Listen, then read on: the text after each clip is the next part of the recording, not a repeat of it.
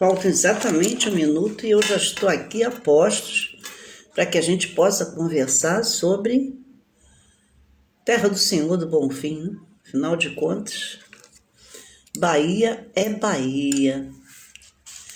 E fica o baiano naquela paciência toda, naquela calmaria, né? E já vamos pegar aqui a nossa imaginação, porque a nossa condição, o nosso transporte é a imaginação, né? E desembocar lá na terra do Senhor do Bonfim.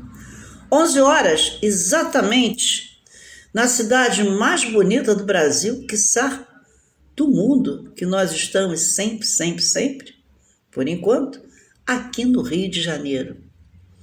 E que prazer poder falar todos os dias, enquanto Deus assim permitir, né? Da nossa Bahia, né? Consequentemente, o pessoal vai chegando, a turma da preguiça, que só acorda 11h30, correndo, bota o dedinho lá e vamos ver a série. D. Chico de Semiriti, o comunicador que o príncipe Charles elegeu como uma figura impoluta da Baixada, né? De Semiriti, você, quando tiver um tempinho, aperte seu dial, porque de segunda a segunda, D. Chico está fazendo aquele evento nos seus programas. Sim, porque cada programa que o D. Chico faz é um evento com RP, com Vera Couto, com Jorge Salles, meu Deus do céu, com Gina.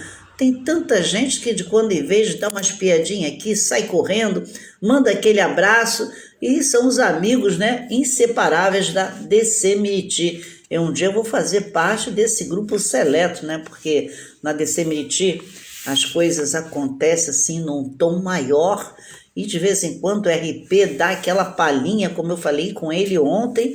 Meu Deus do céu, o programa de sábado foi muito bom. Parabéns aí, D. Chico, pela sua trajetória, né? Porque você sabe que nós somos verdadeiros incansáveis. O meu programa ele fica sempre gravado e é quando meus alunos dizem: professora, não dá para assistir o programa porque o seu horário é de 11 ao meio-dia. Então eu deixo gravado, depois o pessoal vai lá para o meu canal, Professora Célia de Franco, e consequentemente acabam por ter todas as notícias da semana, D. Chico. Então, desde já, muitíssimo obrigado. Dizer para você que somos assim, a nossa amizade é aquela amizade que dura e perdura. E esse prazer será sempre imensurável. Todas as vezes que eu estou na telinha, falar que o nosso encontro marcado, quando a gente quer ouvir uma boa música, um bom samba e um bom papo, é lá na DC Miriti. Portanto, DC Miriti de segunda a segunda com D. Chico e os seus convidados. Bom, são exatamente 11 horas e 3 minutos e só estou eu, D. Chico e eu. Daqui a pouco D. Chico tem que sair, porque eu sei que ele passa aqui, dá aquele alô e sai correndo, porque ele é um homem de grandes afazeres na Baixada. No futuro próximo, quem sabe ele não venha a ser vereador de São João de Meriti, né? Vamos corroborar para isso, porque prestígio o homem tem, né? Postura também. O que falta é chegar no Senado também. Quem sabe? Vamos lá, D. Chico, porque a vida é assim mesmo. Olha quem chegando aqui, é o meu 01 da Lins Imperial. Por favor, mande notícia, porque você some, desaparece e eu não sei o que está acontecendo. Como eu sou uma pessoa que não gosto de incomodar os amigos, eu entendo que às vezes quando vocês não entram em contato comigo é porque vocês querem se manter em silêncio. E eu costumo respeitar a individualidade das pessoas e aí simplesmente aquieto-me. Mas, Renato, mande notícias que eu quero saber como é que vai a mamãe, como é que você está, como é que está a Lins Imperial, se já está tudo pronto para o Mussum desfilar na Sapucaí mais uma vez. Enfim, é um prazer imenso. Bom, hoje estou vendo que o time não quis chegar porque realmente não valorizaram aí Terra do Senhor do Bonfim. Mas, como eu preciso deixar gravado, e essa é uma matéria que pelo menos 4 pessoas que aqui passam de quando em vez precisam manter-se atualizados, eu busco sempre os conteúdos que possam satisfazer a necessidade de todos. Mas enquanto o pessoal não chega, se é que vai chegar, não sei, e aqui estou com o Renato e Dom Chico, não sei se vocês sabem, mas já a cidade do samba estará liberada de forma provisória. Isso me causa até um pouco de, vamos dizer assim, não é estranheza não, porque nada, eu acho que às alturas do campeonato, nenhuma notícia que chegue até nós, é bom que só está o pessoal do samba, a gente pode falar, né, Nilza? Bonjour, como você avalia? Nilza aí que ela de quando em vez aparece com as camisas aí, me parece da Portela, aquela coisa toda, né? E é a portelense séria, Eliane Cortilete, aí já fica, não sei, a Eliane já não é do métier do carnaval, mas rapidinho eu vou falar, Eliane, bom dia, hein? Obrigado.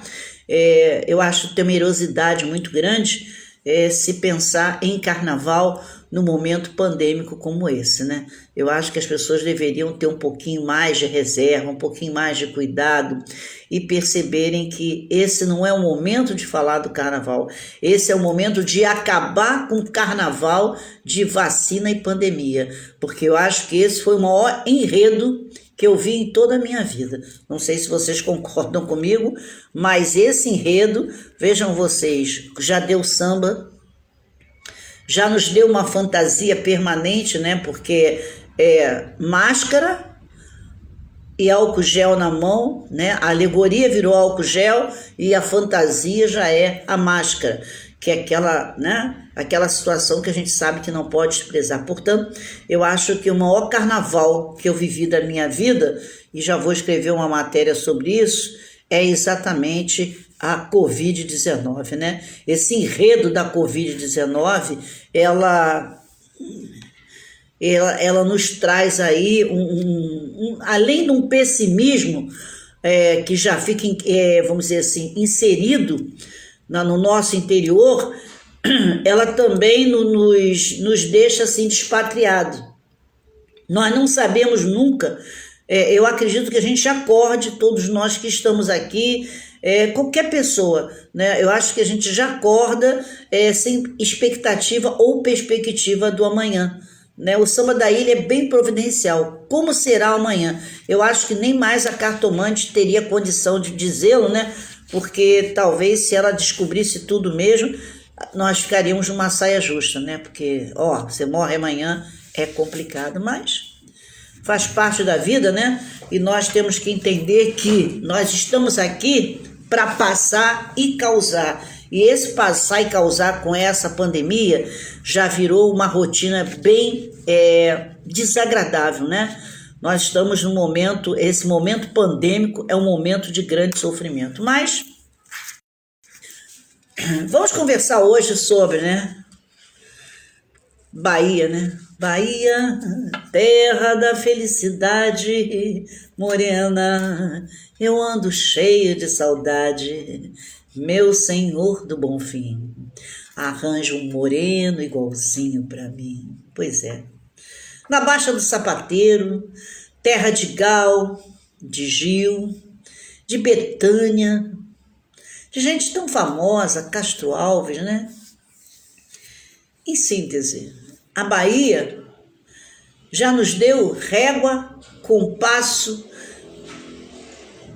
políticos famosos, Farol da Barra, Cadeia Otto, enfim, gente, nós estamos realmente falando de um estado que foi cantado em versos e prosas por Dorival Caymmi, por tantos compositores das grandes escolas de samba. A Bahia, né? A Bahia, ela realmente faz com que a gente fique assim enamorada. E Mariana Marinho, Edson, parabéns! Tenho acompanhado você, tenho visto as fotos da Edson, bonita, maravilhosa, com essa família maravilhosa, que Deus preserve vocês sempre. Mariana Marinho, Meu carinho, hein? Preciso saber notícias suas, quero saber como é que está essa saúde. Gente, vamos falar de Bahia? Pois é. Vocês sabiam exatamente que, a gente sabe, né?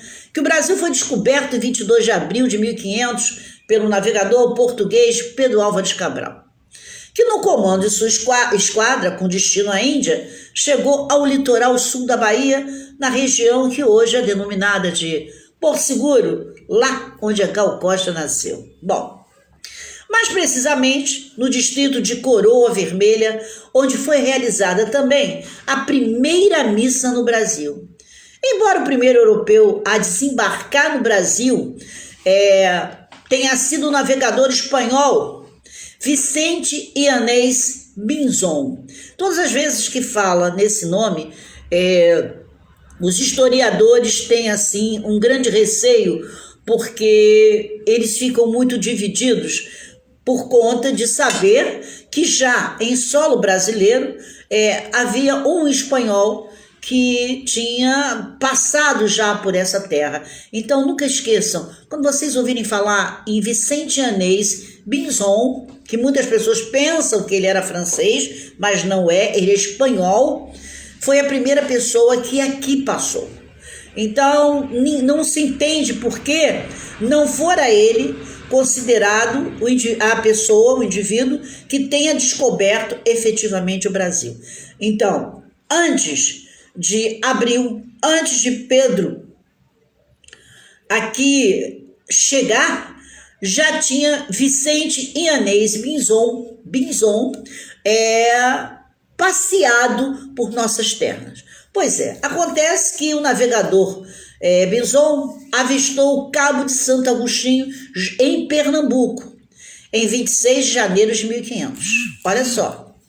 Então, há aí uma controvérsia para aqueles que estudam história, não efetivamente para, vamos dizer assim, para nós que conhecemos de história exclusivamente aquilo que nos fora dado a nível de escolaridade. Uma coisa é estudarmos, vamos dizer, numa cultura geral e trilharmos determinados caminhos, e outra coisa é estarmos estudando especificamente para um nicho, né? Então, para aqueles que não são historiadores, para aqueles que efetivamente não têm, assim, vamos dizer assim, um contato, Maxi Kinder, o homem que sabe tudo, né, das mulheres mais bonitas do Carnaval do Rio de Janeiro, né, e que ele está com sua mistureba. Fiquei em dúvida porque eu vi que você aparece numa rádio, noutra, então eu não tenho certeza de onde você está alocado com mistureba. Coloca na telinha para que eu possa dizer para as pessoas aqui que tem duas ou uma pessoa do samba que sempre assiste os vídeos. E aí é bom a gente sedimentar, Max, que eu não sei exatamente qual é a rádio que você está e no horário que você está. Então, coloca aí para que eu possa saber. Voltando aqui à nossa Bahia. Então, nós que via de regra não somos historiadores, e em especial não abraçou de forma, vamos dizer assim, bem sedimentada a disciplina História, nós o que sabemos de História é aquilo que nos fora contado em banco de escola. Outra coisa é aquele que estuda História como graduação e resolve ser um historiador além de um professor de História. Então, esse indivíduo, ele tem um universo maior de tudo aquilo que compõe a nossa história. Pois é.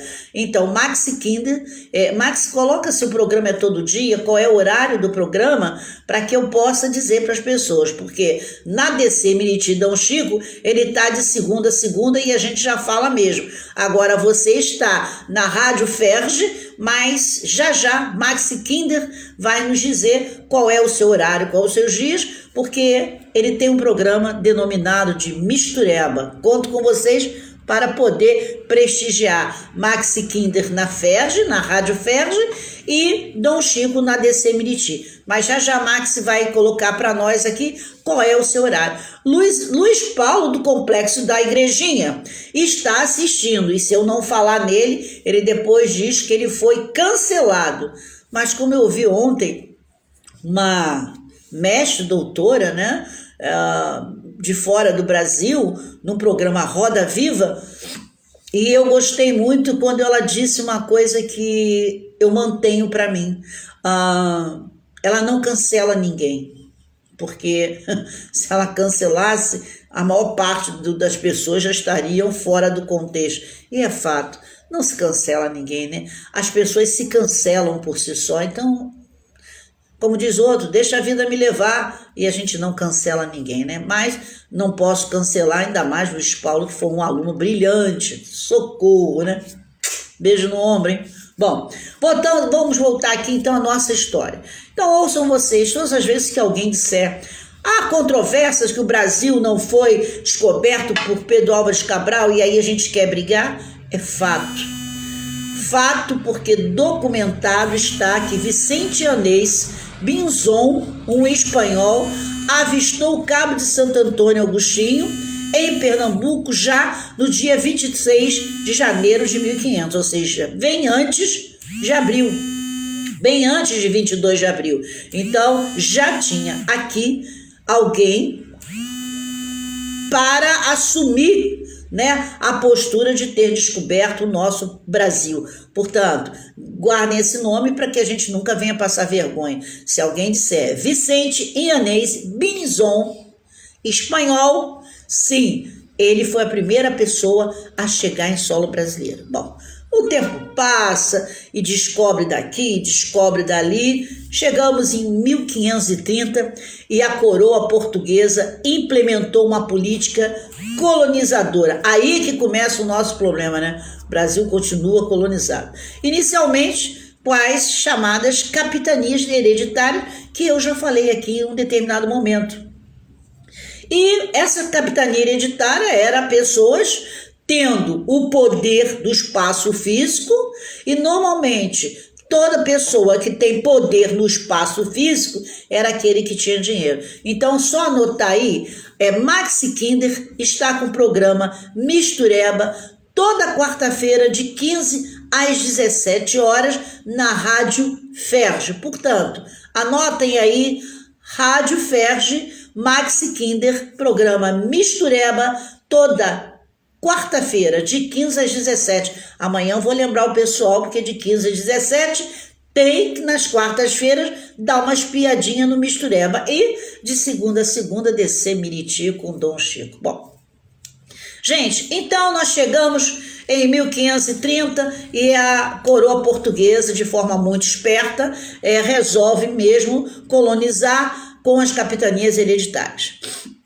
Depois de 1530, 19 anos depois, eles instalam, né, o governo geral. E esse governo geral ele está sediado efetivamente ali em Salvador. Bom, para emancipar, essa luta ela levou anos.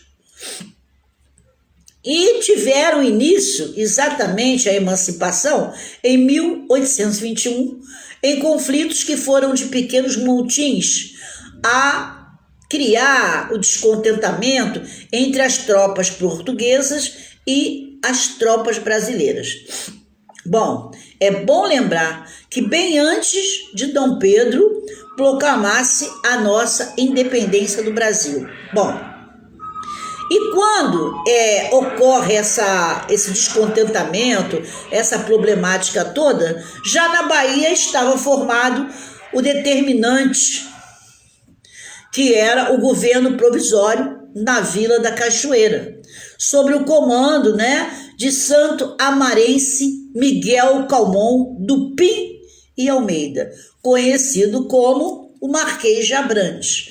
Então, quando você estiver no Flamengo, passando pela rua Marquês de Abrantes, Na realidade, vocês vão saber que o Marquês de Abrantes era Miguel Calmon Dupin e Almeida. Ele não tinha nada de Abrantes, né? Aí o sujeito fala Marquês de Abrantes, não tem nada a ver. Esse codinome que fora dado, talvez por ele ser um moço requintado, como dizia Martim da Vila no Cais Dourado da Velha Bahia, né? Aí tem aquela música, no Cais Dourado da Velha Bahia, onde estava o capoeira, ai, ai, ai, também se via. Pois é, isso tudo acontece, né, aqui no nosso Brasil. Marquês de Abrantes, que nunca foi Abrantes, mas é Miguel Calmon. Bom, consequentemente, as batalhas sangrentas contra as tropas lusitanas sediadas em Salvador foram diversas. E isso contam os baianos. Então isso tudo foi com apoio do povo e da província, em batalhões que contavam com a participação voluntária de Maria Quitéria, Major Silva Castro e muitos outros, né? Já um dia nós vamos saber quem foi Maria Quitéria, porque é importante a gente saber. Bom, então, num primeiro momento, o imperador não manifestou apoio às lutas. Ele era meio devagar, um bom vivant, um cara que gostava muito, né, de chegar chegando, mas o negócio dele mesmo era se fazer acompanhar do sexo feminino, porque o cara, ele era mesmo uma figura que gostava.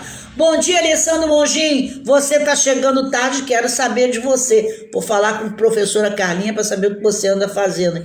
Estou de olho em você. Água, sabão e gel, não quero saber de você aglomerando. Bom, então, já que o imperador naquele momento não manifestou apoio às lutas, enviou logo e disse, bom, já que essa confusão está dando aí imensa, eu vou ter que mandar mesmo aí um reforço à Bahia, que de outro modo teria permanecido colônia portuguesa. Vocês sabem que temos o Tratado de Tordesilhas, então houve sempre aquela discussão em que parte do Brasil pertence a Portugal e parte pertence à Espanha.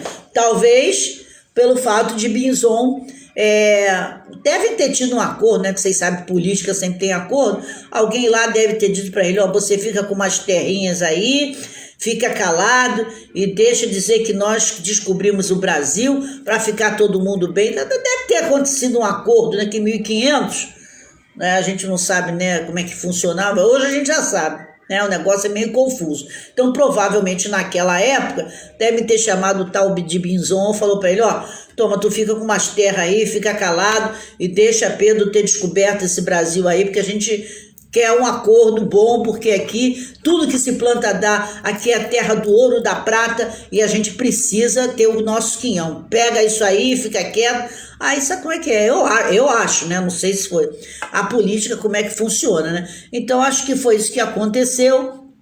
E por conta disso, né? O imperador, vamos fazer alguma coisa lá, porque a gente precisa permanecer com a nossa colônia portuguesa. Então, a 2 de julho de 1823, finalmente, os brasileiros entram vitoriosos na capital, selando de modo definitivo a independência da Bahia de Portugal, tornando-se parte da nova nação brasileira. Observem vocês um troço interessante, e anotem também, né? Mahatma Connection é um programa que fala sobre momentos políticos, né, na área de, vamos dizer, em todos os setores em que possa se imaginar.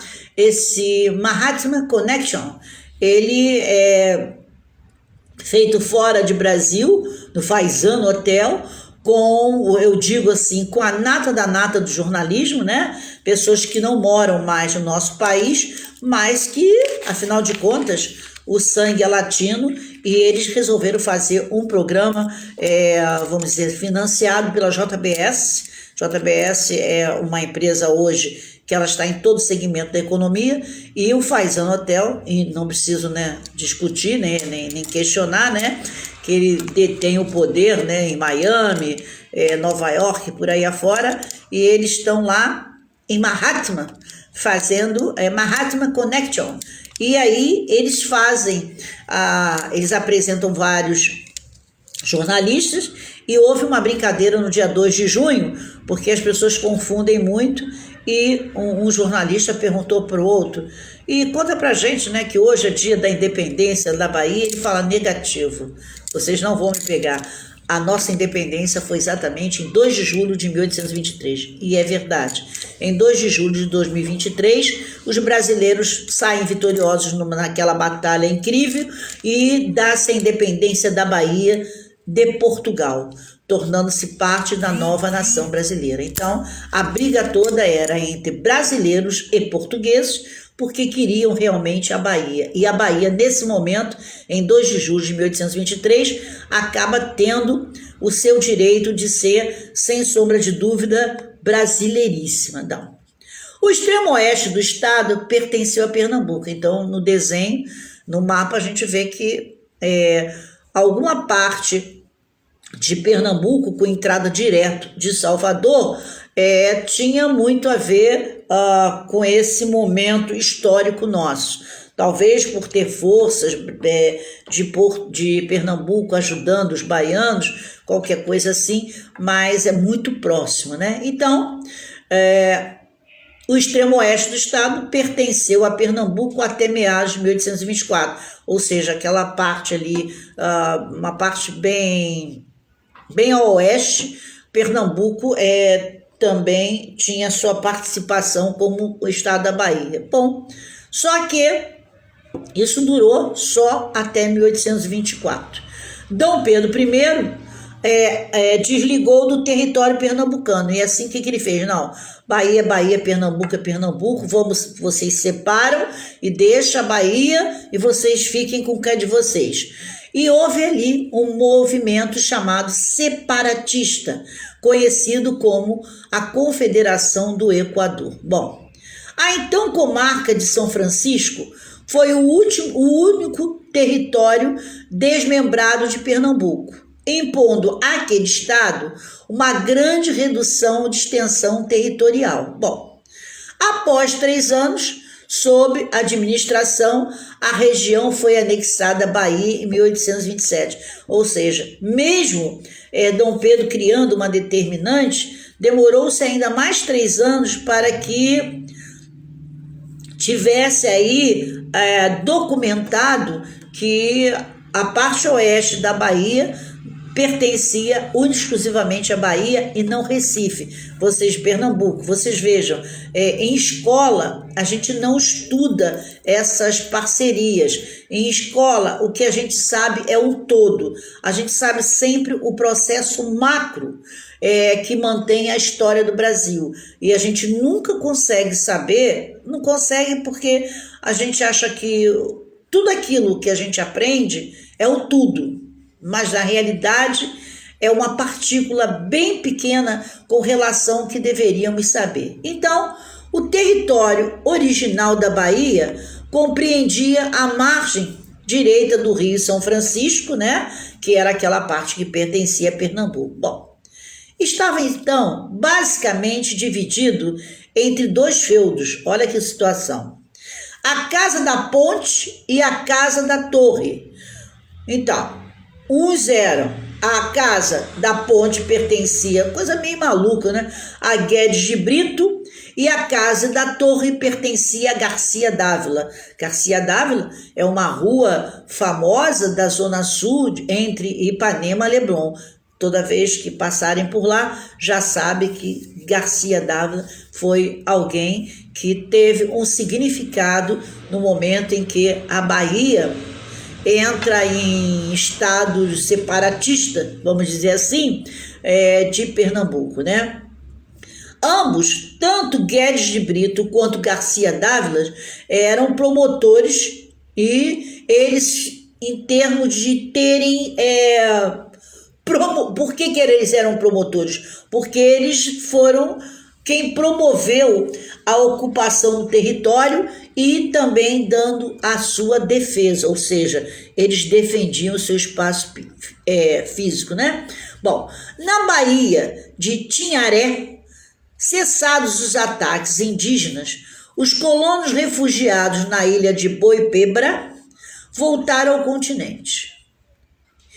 Então, houve uma ruína na condição de Jequié. Jequié também, não sei se vocês conhecem, Jequié é um bairro da Bahia considerado, é uma cidade, né? É uma cidade da Bahia considerada histórica.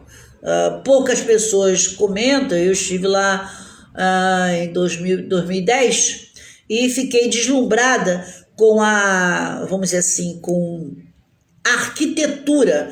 As casas de Jequié, elas lembram aqueles filmes de época, né? Jequié ainda é uma cidade conservadora. Jequié nos lembra, vamos dizer assim, em termos aqui de Rio de Janeiro, eu não gostaria de comparar não, porque às vezes a gente faz umas comparações e elas não satisfazem, mas mais ou menos um Petrópolis, um Petrópolis sem aquele clima, né? Porque Bahia é Bahia, o negócio lá é na base mesmo do azeite do dendê. Eu costumo dizer que Bahia é quente mesmo. Ali, então, Jequié nos lembra mais ou menos, eu estou querendo falar no estilo de residências, né? As residências ali, elas nos remetem a uma cidade imperial, é isso que eu vejo, né? E Jequié, ela tem, assim, casas que nos faz entender e perceber que o passado, ele se enraizou e é essa beleza que nos dá, assim, uma satisfação de ali estar. Bom, a Bahia é um estado da região nordeste do Brasil. A história do povoamento do território brasileiro está atrelada, sem sombra de dúvida, a esses portugueses, né?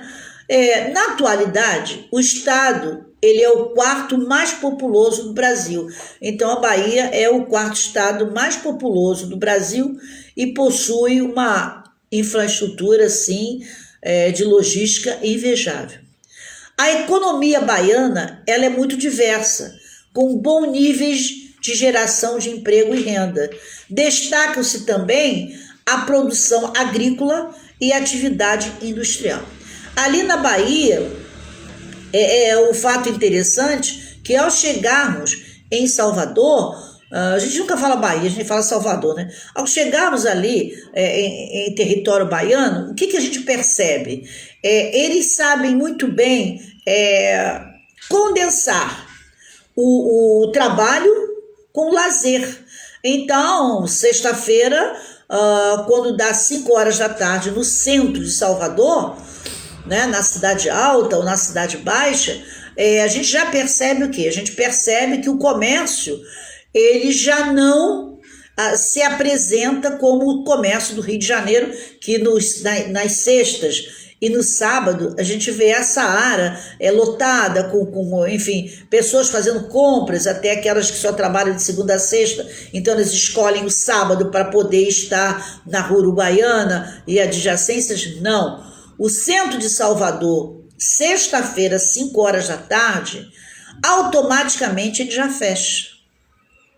Ele passa a dar lugar ao turismo. É muito interessante. Eles sabem perfeitamente bem, eles têm um entendimento o que é significativo para o Estado, isso é uma cultura.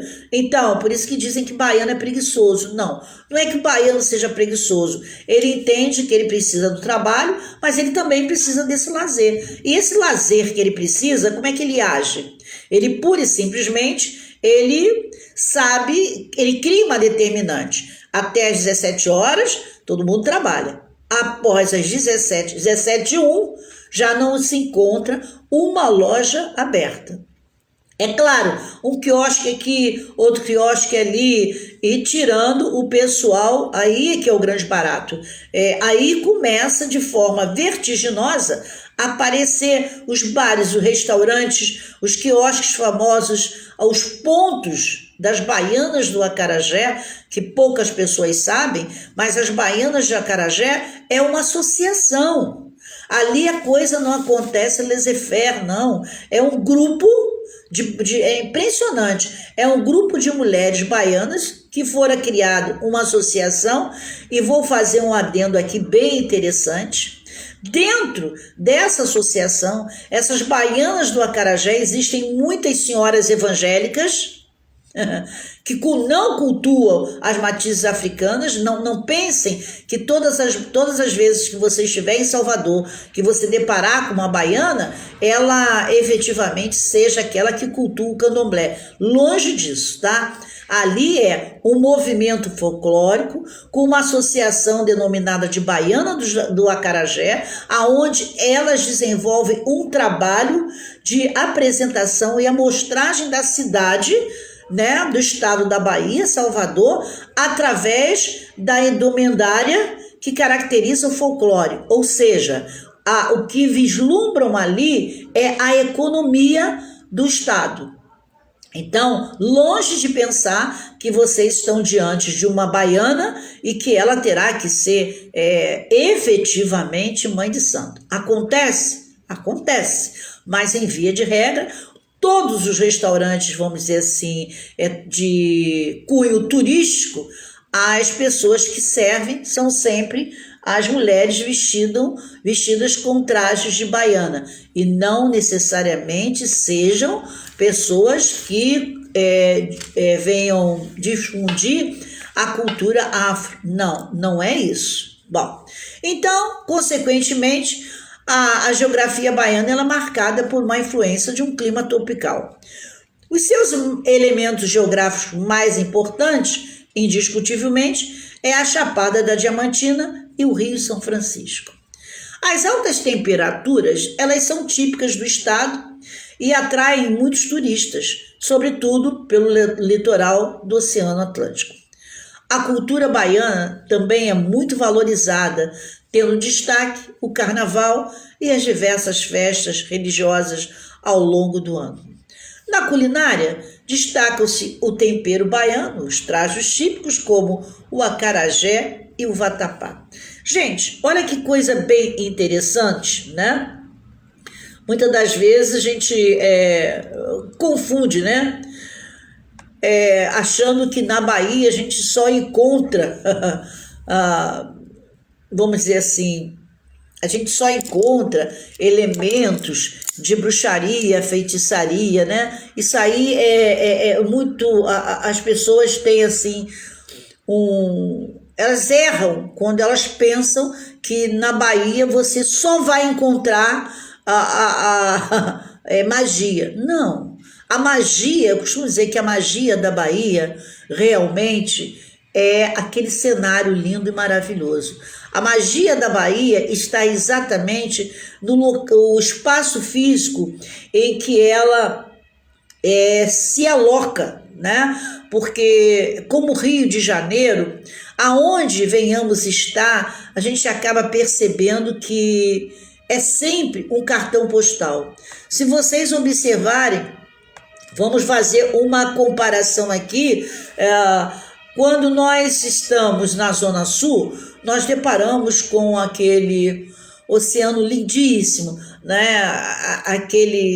Aquela paisagem, ela propicia, dentro do seu contexto, uma gravura lindíssima.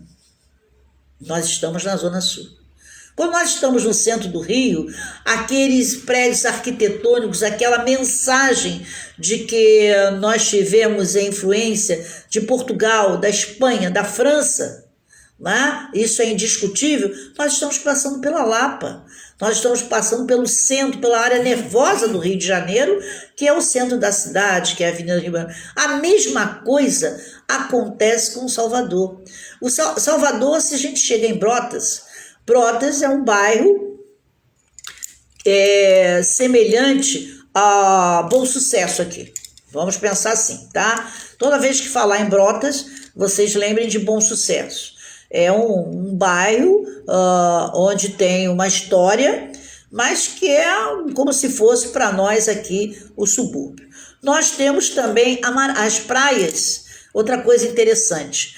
Aqui, quando se fala, o sujeito mora na Avenida Atlântica, né?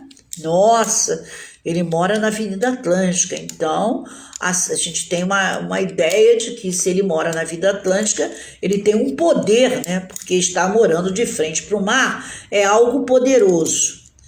Em Salvador, a orla é um lugar a mais. A orla é orla. A orla de Salvador é como se nós estivéssemos na orla da Ilha do Governador. Os moradores, né, da Maralina, enfim, os moradores daquelas praias ali, elas não têm assim a RP, bom dia. As pessoas que residem de frente para o mar em Salvador não têm a mesma empáfia que tem aqueles que moram de frente para o mar, aqui no Rio de Janeiro. Salvador é realmente uma cidade acolhedora. Eu digo sempre que Salvador é um lugar para ser feliz, porque quando você chega, é totalmente diferente. Esqueça esse negócio porque a pessoa às vezes tem uma ideia errônea de que Salvador é a terra da macumba, que você vai chegar lá, vai ver uma mãe de santo aqui, um despacho ali. Mentira, não vai, né? Salvador, ele nos oferece, é realmente um estado bonito, interessante e simples. As pessoas em Salvador, elas saem das suas residências como se elas fossem na feira do mercado e sentam nos melhores restaurantes. O requinte ali em Salvador é ter dinheiro para pagar a conta. Então, se eu estou, por exemplo, aqui, se eu sair com uma sandalinha de borracha e for sentar num determinado restaurante da Zona Sul ou até mesmo da Barra da Tijuca, eu serei vista como uma pessoa descolada, uma pessoa sem noção, ou uma pessoa que recebeu o pagamento e que fui gastar um dinheiro ali por uma questão de querer mostrar que sou um pouco mais. Entendam bem, em Salvador não é assim. Em Salvador você bota uma camiseta, uma bermuda, uma sandália de borracha e você está sentado no Bahia Otton Hotel, contracenando. Josiane, beijo nessa criança, lembrança para o esposo. Estou lembrando todo mundo, estou vendo todo mundo aqui, estou falando. Agora é assim, chegou, cumprimentou, eu disse presente, né? Bem assim, estilo sala de aula. Bom, então voltando para dizer para vocês, Salvador é um lugar que não tem nada a ver com macumba.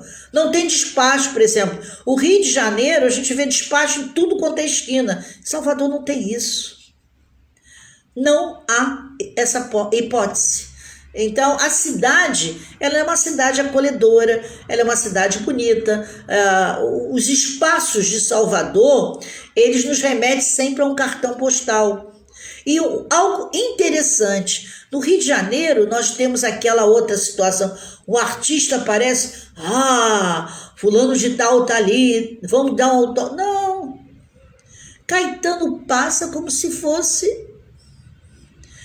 Maria Bethânia passa como se fosse.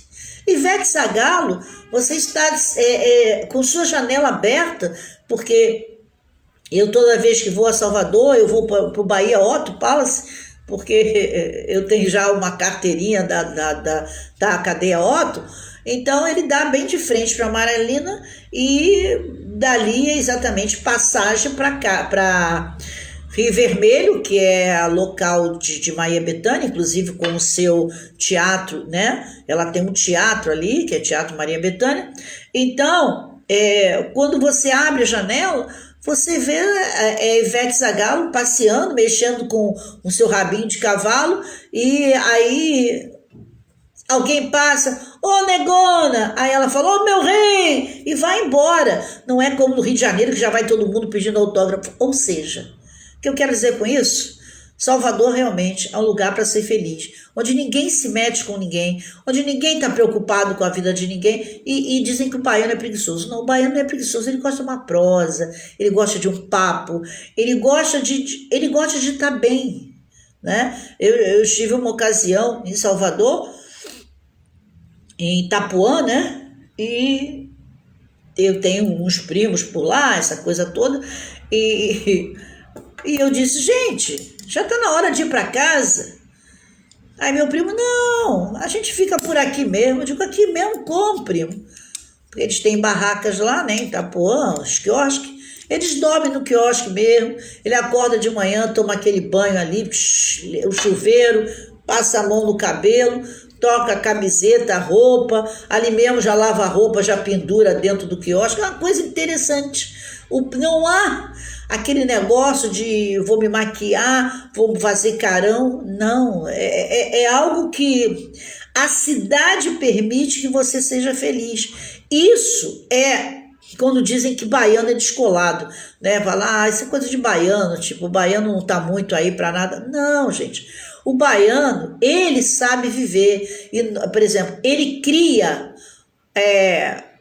uma forma de ser totalmente diferenciada da nossa. Nós vivemos o tempo todo, eu digo nós, a maioria das pessoas, porque eu também tem dia que saio do jeito que quero, sei lá, mas eu sou muito patricinha. O baiano não, o baiano ele está preocupado com o bem-estar, o que eu acho perfeito. Para se viver tem que ser feliz. Para ser feliz eu não posso estar dentro da caixinha usando a metodologia, né, nem a proposta que a sociedade me impõe. Essa é a diferença do baiano. O baiano ele é descolado mesmo.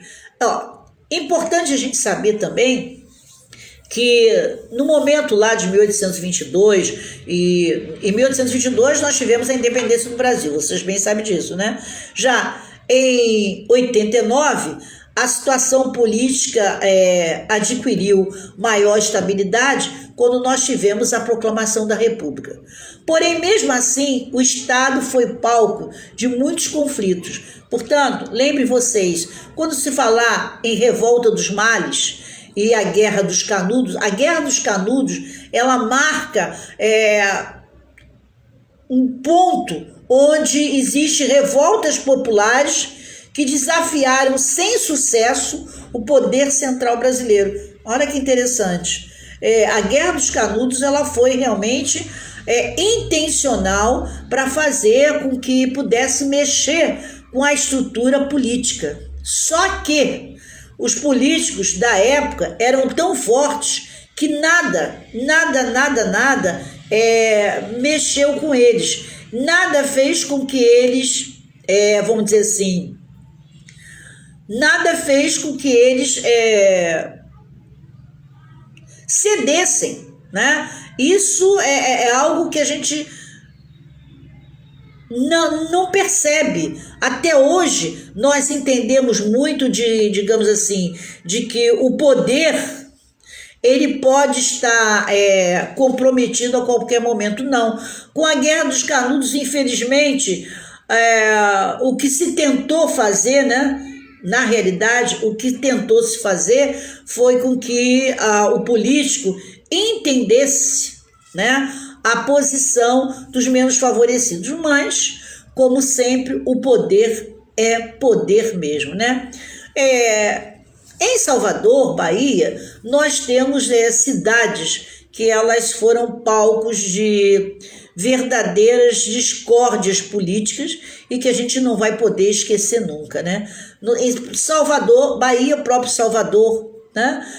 Em Ilhéus, nós tivemos momentos que foram significativos. Temos uma cidade chamada também, que eu lá estive, Teixeira de Freitas, que mostra o momento em que a Bahia cria, vamos dizer assim, um descontentamento com a estrutura da época, a estrutura política. Progrediu? Não se sabe, porque eu acho que naquele momento os registros, por conta de terem poucas pessoas envolvidas com as escritas, esses próprios escritos eles ficam um tanto quanto prejudicados. Toda a nossa história, é muito interessante que vocês saibam disso. Toda a história do Brasil, ela, por incrível que pareça, ela tem um início, mas sedimentar mesmo, a gente acaba tendo nossas dúvidas, porque a gente não consegue nunca saber o fio condutor. Por exemplo, não existe um início, meio e fim. João chega, escreve parte do início, o outro final do meio, o início do meio, o fim. Não há, vamos dizer assim, uma cronologia, né? O Brasil, ele não tem uma história cronológica, e é por conta disso que as pessoas começam a sair fazendo as pesquisas de forma incessante. Juazeiro é uma cidade que pronta para as grandes filmagens, assim como a própria Senhor do Bonfim, né? Feira de Santana, vocês sabem, lógico, que quando fala em Salvador, Feira de Santana, a gente já começa a ter aquela intenção de entendimento que são lugares que não se tem como esquecer. Bom, a Bahia é a principal economia do Nordeste, como eu já falei para vocês, né? O setor primário, ele está formado pela elevada produção agrícola e especial de produtos como manga, sisal, cacau, algodão, coco, banana e mamão. A região sul baiana, ela é conhecida pela grande produção de cacau. Já no oeste baiano, que é lá aquela parte que pertencia a Pernambuco, há muitas lavouras de monocultura de algodão e a soja.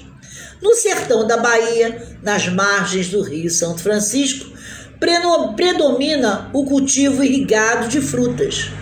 Na pecuária, o destaque é a criação dos gados bovinos. Já quando se fala em extrativismo, destaca-se a retirada de manganesita e talco, bem como petróleo. Isso aí nós não podemos nem discutir, porque Monteiro Lobato, né, conta muito bem essa história com relação ao petróleo brasileiro. O cultivo irrigado da manga em Juazeiro do Norte da Bahia, ele tem ali a possibilidade de existir por conta das águas do Rio São Francisco. O setor secundário baiano, ele é formado por indústrias, e essas indústrias são fortes, principalmente pela espacialização territorial das fábricas. As fábricas em Salvador, elas são imensas, elas são enormes.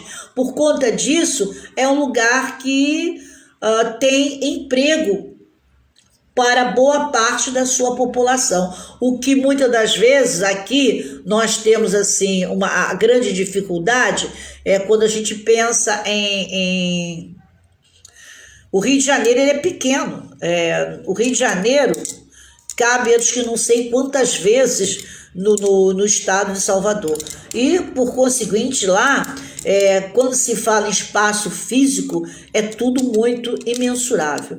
Para isso, nós temos o polo petroquímico, né, de Camaçari, que, por exemplo, é o principal centro industrial do estado, onde estão concentradas as maiores unidades fabris baianas. As principais indústrias da Bahia são a petroquímica, a automobilística, máquinas, equipamentos, bebidas, celulose, calçado e vestuário. Vocês sabem que não é brincadeira não. Estive lá no Mercado Modelo uma vez, isso em 2010, né? Todo ano eu vou a Salvador, mas em 2010 eu deparei no Mercado Modelo. Vocês sabem que eu gosto gosto muito de roupas, sapatos, essa coisa toda, e fui apressar um vestido, isso em 2010, eu não esqueço nunca. E aí, o que acontece? Eu pergunto à moça que está vendendo dentro do Mercado Modelo o preço do vestido, e ela me disse 4 mil. Eu falei, é? Aí fui ver a etiqueta, 4 mil reais custava o vestido, que estava pendurado lá de forma simplória, como se fosse uma roupa de 10 reais. 4 mil, muito bem feito, né? Uma renda feita à mão, uma coisa assim de sei lá, linda, linda, linda, linda. R$ 4.000. Então vocês veem que a coisa ali... Aí você diz, mas sério, e o pessoal não liga? Não, eles não ligam, porque eles podem botar aquele vestido de R$ 4.000, uma belíssima sandália havaiana, sentar ali, cidade alta, cidade baixa, e ver uma capoeira, né? Jogar uma capoeira, depois bater aquele papo, tomar aquelazinha, né? Já tomou todas as cervejas, porque eles, antes, é pequenininha, para poder sedimentar. Depois toma ali cerveja, depois aquela ali, e vão embora, e nem titubeam. Eu acho que interessante neles é isso. Eu não sei se é porque é aquela ginga lá da capoeira, não sei o quê, mas eles estão sempre bem, tá tudo certo. E eles consomem bastante, né? Bom, já no setor terciário, há uma participação importante no Estado, seja por meio não só do comércio, também como os serviços, em especial nos grandes centros, né? E em especial no que tange atividade turística. A Bahia possui muitas cidades turísticas, como Salvador, Porto Seguro, né? E hoje, o grande vilão, que é a Costa do Sauípe e da Costa do Descobrimento, que possui uma grande infraestrutura para receber visitantes, sendo o turista a principal atividade litorânea. Como vocês estão percebendo aqui, a Bahia, ela nos fornece o quê? Ela nos dá a chance de entendermos exatamente nós temos dados aí que nos fazem perceber o quanto é importante a gente observar que Salvador ainda mantém um carisma pelo turismo. Bom, nós temos vários pontos turísticos que a gente não pode deixar de esquecer, porque vá a Salvador, ali você tem que estar. Pelourinho, né? O Pelourinho é um bairro da capital baiana, que ele fica situado bem no centro histórico. Então, o Pelô, como se fala, né? Quando você vai aonde? Eu vou no Pelô. Pelô é Pelourinho, né? Onde as ruas e vielas enchem de turistas, né? Pelo dia quanto pela noite, ou seja, o Pelô, como a gente fala, você vai aonde? Eu vou ao Pelô, ou eu vou no Paz Mendonça. Quando a gente vai no Paz Mendonça, é a mesma coisa quando a gente diz aqui que vai no Extra, que vai no Guanabara, que vai no Mundial. Paz Mendonça dominava o mercado lá. Então, vou no Pelô. O Pelô, Pelourinho, você manhã e tarde e noite é um fervo, né? Com turista ou não turista, ali é o point. É como se nós estivéssemos no Forte de Copacabana, né? Quem não é da Zona Sul, normalmente ele quando vai à orla para passear, ele se aboleta, costumo dizer, né? Se aboleta ali próximo ao farol, né? De Copacabana. É mais ou menos assim. O mercado modelo, nós temos cidade alta e cidade baixa, né? O mercado modelo ele fica próximo da prefeitura, né? Fica ali próximo do poder mesmo, né? Eu digo poder porque os colunáveis frequentam a prefeitura, as salas, né? As grandes salas são frequentadas por políticos locais, né? E o mercado modelo, ele é o principal espaço físico de artesanato em Salvador, que foi aonde eu vi o vestido no valor da bacatela de R$ 4.000. Praia da Barra. Bom, na Praia da Barra, nós temos o Hotel da Barra. Além da Praia da Barra, além de ter a praia, o hotel, nós temos também o Shopping da Barra. O Shopping da Barra, ele tem semelhanças com o Shopping Rio Sul, não como o Barra Shopping, mas para quem não conhece, o Shopping da Barra tem semelhança com o Rio Sul. Mas isso, aqui no Rio Sul, se você chegar arrumadinha direitinho, o atendimento é né? Se você chegar de sandália de dedo toda largada, com cabelo despenteado, vão te receber? Vão. Se perceber que você tem um sotaque, um outro sotaque, e não no carioca, ele vai te receber bem porque ele vai saber que você é turista. Mas se ele sentir que você é carioca, ele já tem suas reservas de domínio, porque o Rio Sul, embora esteja bem próximo, né, ao Leme, que temos ali uma comunidade que é o Chapéu Mangueira, né, se eu não me engano, não é isso? acho que é Chapéu Mangueira, se eu não me engano, ali tem uma comunidade e que eles têm as suas reservas de domínio. Então, chegou de boné, calça jeans e boné enterrado, o segurança já fica andando atrás de você o tempo todo. Bom, o Farol da Barra. Bom, o Farol da Barra tem um farol, não é lá grandes coisas não, mas o interessante do Farol da Barra, eu, Célia, entendo, é exatamente a parte de alimentação. Ali, ao longo do Farol da Barra, que é lógico, de frente para o mar, você consegue comer, o meu prato predileto ali é camarão com batata frita. Mas não é camarão não, é camarão com batata frita. Aí, de tanto comer camarão, quando eu vou a Salvador, eu fico presa a camarão com batata frita e acarajé. Tem dia que eu como 5, 6 acarajés. Tem uma baiana até quando eu chego, professora, que saudade. Aí ela já sabe que enquanto eu estiver em Salvador, de 5 a 10 acarajés eu estou comendo. Pois é. Então nós temos o Farol da Barra. Temos também a Praia do Flamengo. Lá também tem o Flamengo. Tá pensando o quê? Que é um passeio curto, né? Que ela é uma praia sossegada, né? Brisa e a água ela é morninha. Então ali o pessoal gosta. Temos também o elevador Lacerda, que ele sai da cidade baixa para a cidade alta. Então, o turista que foi a Salvador, que não tirou retrato naquela mureta lá do elevador Lacerda, ele não contou a sua história, né? Portanto, o elevador ele fica situado exatamente ali em frente ao mercado Modelo. Então, é um monumento que simboliza Salvador. Você tem que pegar o elevador Lacerda, porque quer queira, quer não queira, você tem que dizer que esteve em Salvador. A praia de Itapuã, né? Como diz Vinícius de Moraes e tantos outros, né? Passa uma tarde em Itapuã, ao sol que arde em Itapuã, oh, fim do mar de Itapuã, fala de amor em Itapuã. Realmente, passar a tarde, estou até arrepiada. Passar uma tarde em Itapuã, ao sol que arde em Itapuã, é uma das coisas mais lindas, né? Ver o sol nascer, o pôr do sol em Itapuã, é um dos cenários que vale, sim, uma foto, para que essa foto acabe sendo um belo e rico cartão postal. Bom,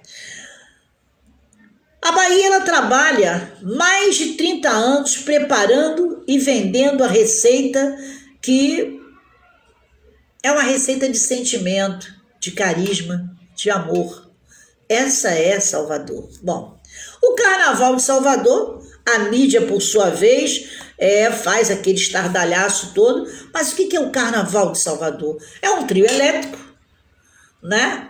Parado, e as pessoas dançando ali, cantando. Normalmente, um dos trios elétricos famosos era o do Dinho, né, que ao longo de muitos anos ali esteve, que projetou a nossa carioquíssima, né, carioquíssima Claudinha Leite, que não é desconhecido de ninguém, que Cláudia Leite foi nascida e criada em Niterói, em São Gonçalo, e que depois partiu para Salvador.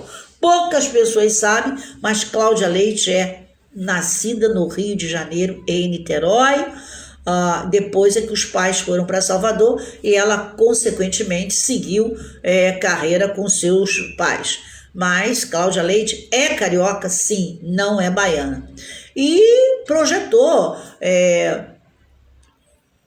os grandes grupos de axé, Ivete Sangalo com a banda Eva e por aí afora. Então o Carnaval de Salvador não é igual como o Rio de Janeiro. O Carnaval de Salvador ele se concentra com os trios elétricos, não mais do que isso. Não existe possibilidade de pensar de outra forma. Bom, a Igreja do Bonfim, né?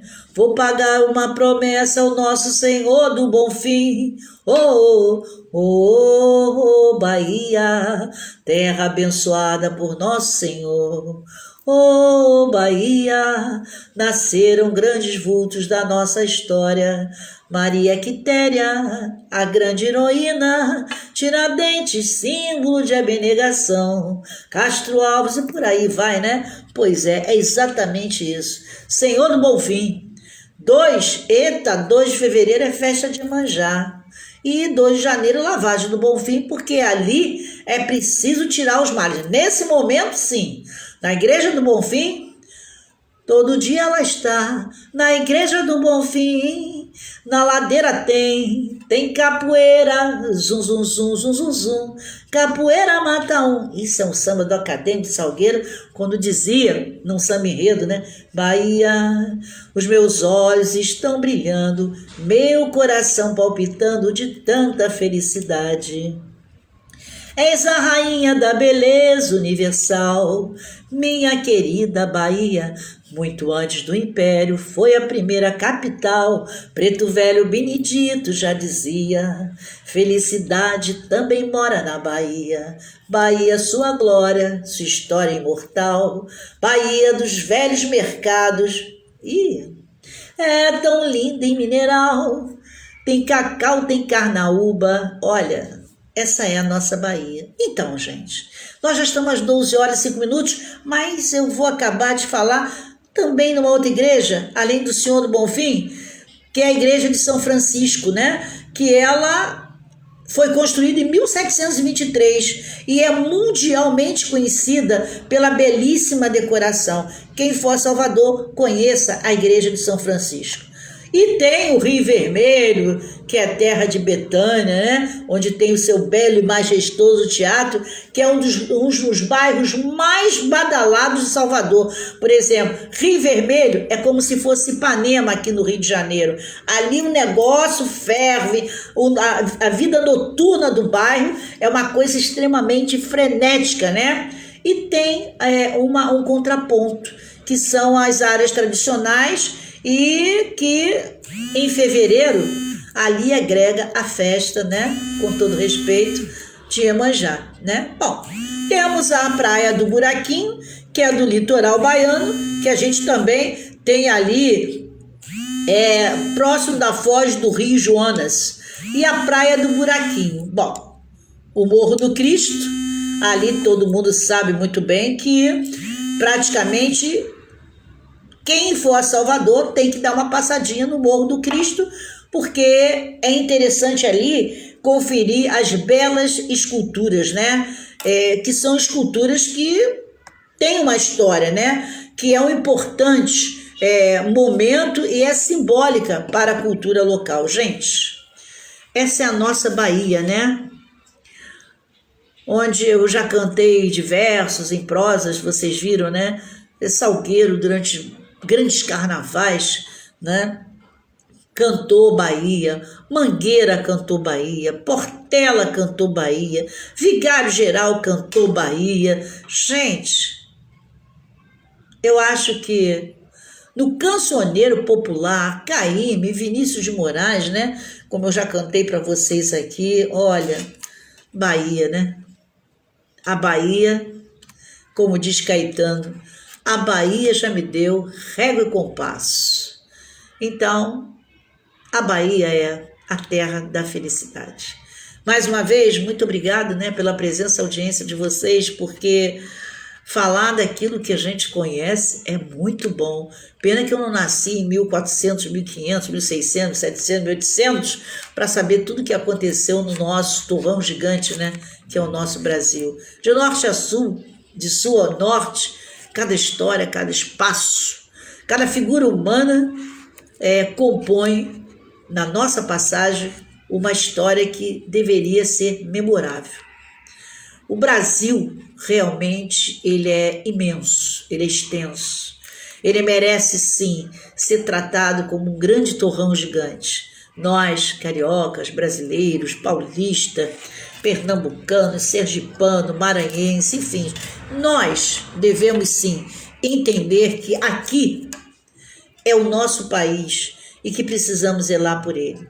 Portanto, 12 horas e 8 minutos, você que está em casa, você que está no trabalho, Você que está me ouvindo sábado e domingo, não se esqueça, água, sabão e gel. Não vamos aglomerar porque, segundo dizem os cientistas, até quem já tomou a segunda dose, além de estar propício a pegar o vírus ainda, há indícios de passar para outras pessoas. Portanto, cuide-se. Não deixe que nenhum ato político venha mudar o seu comportamento. Não deixe que nenhum ato político seja maior do que o que comunica e informa a ciência. Podemos ser de direita, podemos ser de esquerda, mas não podemos negar em momento algum a ciência, porque, a menos que sejamos cientistas, né? Porque os hospitais estão lotados e eu estou muito triste, porque o Rio de Janeiro, ontem, às 2 horas da manhã, através do jornal, da TV Cultura, eu pude observar que nós voltamos a estar no vermelho. E isso significa que pouquíssimos estados estão no vermelho e o Rio de Janeiro está no vermelho. Se você quer fazer evento, faça o evento online. Crie uma estratégia. Seja polivalente nesse momento onde só vai sobreviver aquele que realmente entenda a necessidade de distanciar. Vamos nos distanciar. Vamos acreditar na ciência. Seja qual for o seu partido, seja qual for a sua ideologia política, respeite a ciência, valorize a ciência, porque através dela e por ela é que nós teremos a chance de nos vermos livres deste vírus.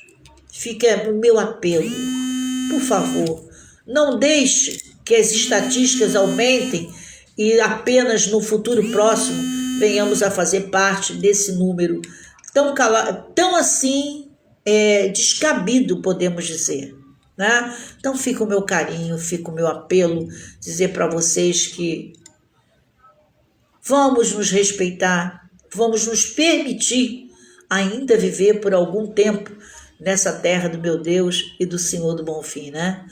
Então, fiquem com Deus, porque falar de Brasil é muito, muito bom. Mas amanhã eu vou contar para vocês o que vocês não sabiam. O bairro é a Praça 11, né? A Praça 11 que tem história para contar, hein? E você não fica de fora, porque saber não ocupa lugar. E eu falei ponto. Aqui a gente conta os causos. Você presta atenção e depois conta também. Compartilhe com seu amigo, com a sua amiga, porque se ele não tem tempo de ver de 11 ao meio-dia, faça com meus alunos. Sábado e domingo, aperte o botãozinho, canal, Professora Célia de Franco, e o programa está lá. Portanto, espero você amanhã, quarta-feira, né? Vamos falar de essa é a Praça 11, tão querida, do carnaval, a própria vida, tantas praças que ele tem. Vamos da Zona Norte à Zona Sul, deixar a vida toda sul, fazê-la internacional.